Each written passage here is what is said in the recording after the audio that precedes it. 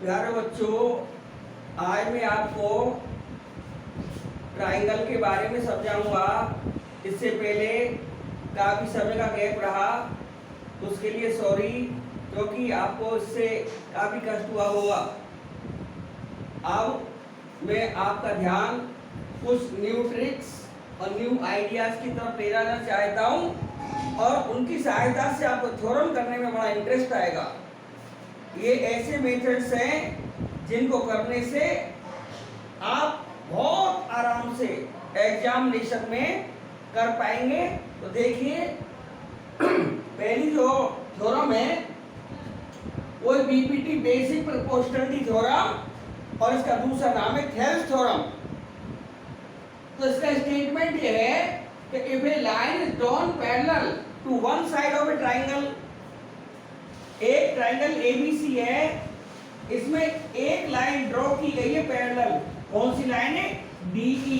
उस लाइन का नाम बहुत आराम से डीई मान सकते हैं।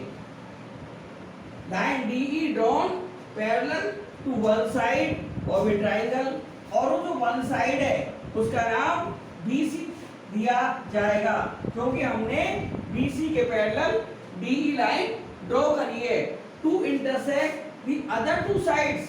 और अदर टू साइड जो है उनका क्या नाम दिया जाएगा? अदर टू साइड्स का क्या नाम दिया जाएगा? ए बी एंड ए सी। यहाँ पर ए बी एंड ए सी ये अदर टू साइड्स है, जिनको डीई जो कि बीसी के पैरेलल है वो इंटरसेक्ट कर रही है, कट कर रही है, काट रही है। Other two sides are divided in the same ratio. तो दो अदर टू साइड्स हैं ए बी एंड ए सी, ये सेम रेशो में डिवाइड हो जाती हैं। कहने का मतलब ये है कि A D upon D B is equal to A E upon E C. यानी ये वाला जो पार्ट है डीई द्वारा A D upon D B और ए डी डी द्वारा ए ई अपॉन ई सी इक्वल आएंगे। ये हमें प्रूव करके लाना है। तो हमको ध्यान रखना है A D upon D B, यदि A D area D B area दोनों से ट्राइंगल बन रहा है, ए डी से भी ट्राइंगल बन रहा है, डी बी से भी ट्राइंगल बन रहा है, तो हम ट्राइंगल बन रहा है ए डी से ट्राइंगल बन रहा है A D E, D B से ट्राइंगल बन रहा है डी बी ई। ये बहुत इंपॉर्टेंट पॉइंट है पकड़ का। ए डी से ट्राइंगल बन रहा है ए डी ई और डी बी से ट्राइंगल बन रहा है डी बी ई। अब ट्राइंगल बन रहा है तो एरिया आ गया, तो एरिया लेके चलेंगे। कंस्ट्रक्शन में क्या करेंगे? तो एरिया के लिए हमको परपेंडिकुलर चाहिए, तो एडी पर जो परपेंडिकुलर है ईएल लगा दिया, और इस पर इसी प्रकार से एई अपॉन ईसी के लिए एई पर या ईसी पर परपेंडिकुलर डीएम लगा दिया। तो दो परपेंडिकुलर ड्रॉ कर दिए, एबी पर या एडी पर ईएल और एसी पर या एई पर डीएम।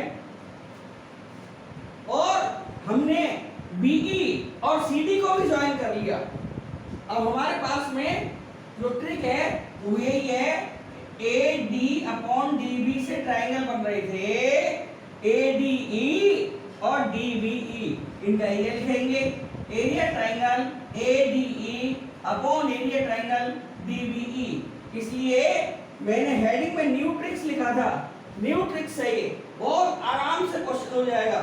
एरिया ट्राइंगल एडी का देखें, एडी बेस हो गया, परपेंडिकुलर या एल्टीट्यूड या हाइट ईएल हो गया, तो हाफ बेस इनटू एल्टीट्यूड या हाइट, बेस तुम्हारा एडी है तो हाफ एडी इनटू ईएल हो गया, अपॉन डीबी में हाफ डीबी में बेस या डीबी, और परपेंडिकुलर तो ईएल है, वो तो सेम होता है। एक एबी पर परपेंडिकुलर ईएल है, एडी के लिए भी मान्य होगा, डीबी के लिए मान्य होगा। क्यों? एडी और डीबी खुद एबी के पार्ट है। यदि किसी लाइन के पार्ट होते हैं या साइड के पार्ट होते हैं और साइड पर कोई परपेंडिकुलर है, जैसे एबी पर एक परपेंडिकुलर ईएल है, एबी पर परपेंडिकुलर ईएल है, तो वो परपेंडिकुलर एडी पर भी माना जाएगा और डीबी पर भी माना जाएगा, क्योंकि एडी और डीबी एबी के ही पार्ट है। तो हमने एरिया निकाल दिया डीबी का half DB into L, half से आप EL C L cancel out हो गए, एडी अपॉन डीबी आ गया।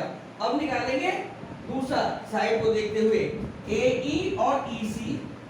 तो एई से क्या बन रहा है एईडी, वही ट्रायंगल एईडी अपॉन ईसी से क्या बन रहा है ईसीडी, ये बन रहा। तो दोनों का एरिया निकाल लेंगे, हाफ AE इंटू डीएम आएगा इस पर परपेंडिकुलर, इसमें EC half EC into DM आएगा। वही पहले वाला लॉजिक है कि जो परपेंडिकुलर AC पर है DM, तो AE पर भी DM परपेंडिकुलर होगा, EC पर भी परपेंडिकुलर DM होगा, क्योंकि AE और EC AC के ही पार्ट है। जो परपेंडिकुलर AC पर माना जाएगा वो परपेंडिकुलर AE पर भी माना जाएगा और वही परपेंडिकुलर EC पर भी माना जाएगा। इस तरह से हाफ और डीएम डीएम कैंसिल, ए अपॉन ईसी आ गया। बट अब मेन चीज क्या है, ये वाला एरिया ट्राइंगल डीबीई, ये वाला एरिया और ईसीडी, ये वाला एरिया डीबीई, ये वाला एरिया जो मैं इस समय शेड कर रहा हूं, डीबीई वाला एरिया डीबीई और एक ईसीडी, ईसीडी यानी ये वाला एरिया, ये डबल शेड आएगा इसमें, जो कॉमन पार्ट हो चुका है यहाँ पर, इसलिए मैं ज्यादा शेड दे रहा हूं इसको। ये डीई और बीसी के पैरेलल के बीच से बना हुआ है और ये दोनों एरिया इक्वल होते हैं। 9th क्लास में थ्योरम थी कि यदि कोई दो पैरेलल लाइनें हैं, ये लाइक दिस, एक पैरेलल लाइन ये रही, एक पैरेलल लाइन ये रही, और दो ट्राइंगल हमारे बन रहे हैं जिनका बेस सेम है। मान लीजिए ये वाला बेस सेम है, एक ट्राइंगल हमारा मान लीजिए ए बी सी बना, तो दूसरा ट्राइंगल मान लीजिए बी सी डी बना मान लीजिए, तो दोनों का एरिया इक्वल होगा। यानी यदि ये एल और एम पैरेलल हैं, दोनों एल और एम पैरेलल लाइनें हैं और बी सी बेस सेम है, तो दोनों के बीच जो ट्राइंगल बनेगा, एल और एम के बीच जो ट्राइंगल बनेंगे, दोनों बेस बीसी सेम है, एबीसी का एरिया और बीसीडी का एरिया सेम आएगा। वही कंडीशन यहाँ पर लग रही है कि डीई और बीसी, डीई और बीसी पैरेलल है और डीई कॉमन है, तो डीईबी या बीडीई, डीईबी या बीडीई का एरिया और ये वाला बेस दोबारा बोलेगा डीईसी या ईसीडी का एरिया सेम आएगा। इसलिए ये मैंने रीजन लिखे हुए हैं, DE parallel BC and DE is same base in triangle DBE and triangle ECD, in triangle DBE and triangle ECD. ये डीई जो है सेम बेस है। इस तरह से फ्रॉम इक्वेशंस 1, 2 एंड 3, 1, 2, 3 से क्या होगा, ये वाला एरिया सेम हो जाएगा। तो ये वाला रेशो एक ट्रायंगल एडीई का एरिया और ट्रायंगल डीबीई का एरिया, तो एईडी का एरिया अपॉन एरिया एईडी, ये ईसीडी सेम हो जाएगा। तो क्या हो जाएगा, ये एईडी ट्रायंगल और एडी तो सेम ही बात हो गई, तो लेफ्ट हैंड इक्वल हो गया, तो लेफ्ट हैंड इक्वल होने पर राइट हैंड इक्वल हो जाएगा। तो AD upon DB equal to AE upon EC.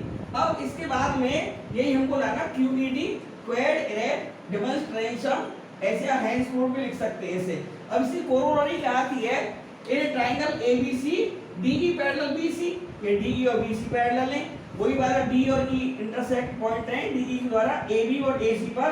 तो कोरोलरी में प्रूव करके लाना है कि AB upon DB is equal to AC upon EC. तो इसके लिए क्या करेंगे, बीपीटी थ्योरम क्या बोलती है कि AD upon DB is equal to AE upon EC. अब हमको ध्यान देना है कि हमको एबी लाना है ऊपर या एसी लाना है। एबी कैसे आएगा, एबी आएगा एडी में डीबी ऐड करके, एबी में डीबी ऐड करके, तो डीबी नीचे लिखा हुआ है और डीबी हमको लाना है, तो एडी में डीबी ऐड कर दीजिए, यानी नीचे वाला जो डिनोमिनेटर है इधर डीबी है इधर ईसी है, दोनों साइडों में इसको हमने रेशो प्रोपोर्शन लॉ से a upon b equal to c upon d, ये इंडिकेट करता है a plus b upon b equal to c plus d upon d। यानी नीचे वाला जो नंबर है इसको लेफ्ट साइड में भी जोड़ दिया और इसी प्रकार से नीचे वाला जो नंबर d है उसको भी हमने जोड़ दिया, c plus d upon d कर दिया। तो वही बात यहाँ पर है कि AD plus DB upon DB is equal to AE plus EC upon EC। अब देखिए फिगर में AD प्लस DB A भी हो गया, AD प्लस DB A भी हो गया अपॉन में DB, AE प्लस EC ये AC हो गया, AE प्लस EC AC हो गया, तो AC अपॉन EC आ गया।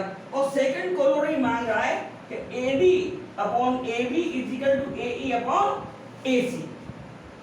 यानी इस बार हमको AD और AE बचा के रखने, AB लाना है, फिर दोबारा से BPT लेके चल रहे हैं, फ्रॉम BPT वही वाली AD upon DB, AD upon DB is equal to AE upon EC, वही वाला रेशियो इक्वल हो गया। तो अब हमको क्योंकि AD बचा के रखना है, इनको सेव रख लिया, AE बचा के रखना है, तो नीचे लाके ऐड कर दिया A upon B equal to C upon D, rule है रेशियो प्रोपोर्शन का, इसको लिख सकते हैं A upon A plus B is equal to C upon C plus D।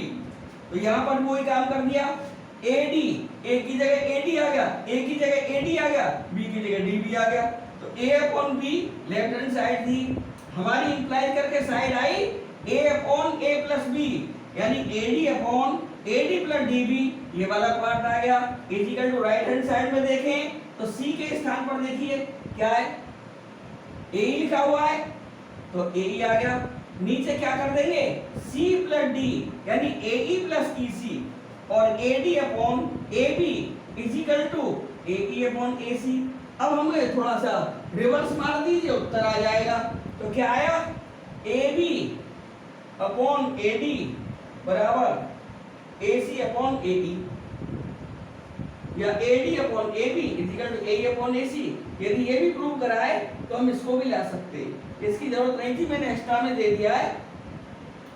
और ये जो मेथड्स रेशियो प्रोपोर्शन वाले लगाए हैं ये शायद मिलेंगे नहीं, तो शायद आपको बहुत मुश्किल है मिलना इधर उधर, तो आप इन पर ध्यान दें। ये बहुत आराम से ध्यान रखना है कि इनको बचा के क्या रखना है, यहाँ पर DB और EC को बचा के रखना था, यहाँ पर AD और EC को बचा के रखना है।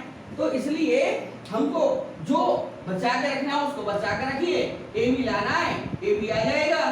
तो हमको ये हेल्थ थ्योरम से BPT से सारा रिजल्ट प्राप्त हो जाएगा। शायद ये प्रूफ्स आपको पसंद आए होंगे, यदि ये वीडियो पसंद आई हो तो इसे सब्सक्राइब करें, व्यूज दें और हमें थोड़ा सा प्रोत्साहन मिलेगा, हम इंस्पायर होंगे। धन्यवाद।